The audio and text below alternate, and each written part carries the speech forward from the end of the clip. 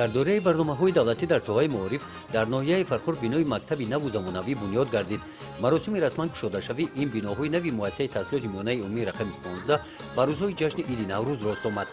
биноҳои нави ин муассисаи таълимӣ сеошона буда аз 23 синфхона иборат мебошанд. синфхонаҳо кушоду барҳаво буда барои таълим бо шароитҳои хуб муҳайё мебошанд.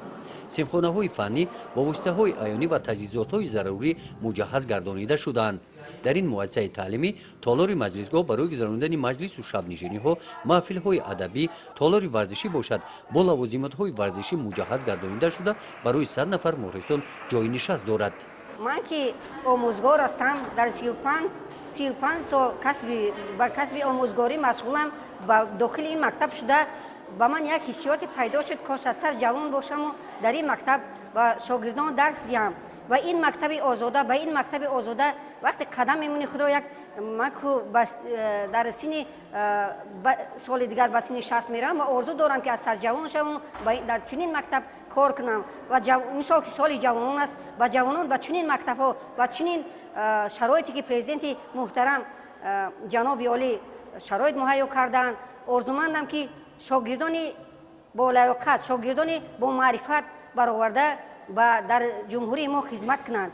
мувофиқи барномаи лоиҳавӣ сохтмони мактаб давоми 2 сол ба нақша гирифта шуда буд. сохтмончиён бошанд корҳои сохтмониро вусъат дода 6 моҳ пеш аз муҳлат онро ба анҷом расонида дар арафаи ҷашни Иди Наврӯз ба истифода доданд. дар замони соҳиби истиқлолии кишвари маҳбубамон бо дастгирӣ ва таваҷҷӯҳи ҳукумати ҷумҳурии Тоҷикистон беш аз 40 муассисаи таълимӣ бо фарогирии 8000 ҷойи нишаст сохта ба истифода дода шуд.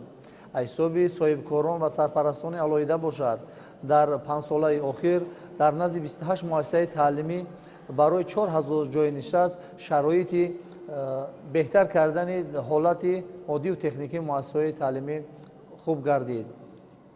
дар арафаи ҷашни байналмилалии Наврӯз муассисаи таҳсилоти миёнаи рақами 15 дар деҳаи Хуррамзамин ҷамоати деҳоти Фархори ноҳия барои 560 нафар хонанда дар ду баст бо фарогирӣ кабинетҳои фанни химия, физика, кабинети лингафонӣ, фанни забони русӣ, ошхонаи муҷаҳҳаз бо тамоми шароит, толори варзишӣ, толори фарҳангӣ ва тамоми муҳимоти зарурӣ ва муосиртарин шароит пешниҳоди муҳассилини муассисаҳои таълимии ноҳия гардид ки аз ин иқдоми ва дастгирии роҳбари давлат асосзои сулҳу ваҳдати миллӣ пешвои миллат мо омӯзгорон ва хонандагон миннатдории самимӣ баён менамоем.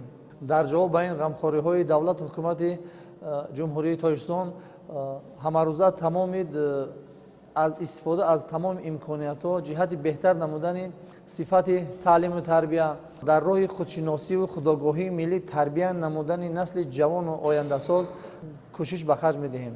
дар маросими расман кушодашавии ин муассисаи таълимӣ сарвазири ҷумҳурӣ, вазири маориф ва илми ҷумҳурӣ, муовинони раиси вилояти Хатлон иштирок доштанд. гузориши Хоҷа Назриев Худойназар Зуҳуров аз ноҳияи Фархор барои барномаи иттилооти Навид.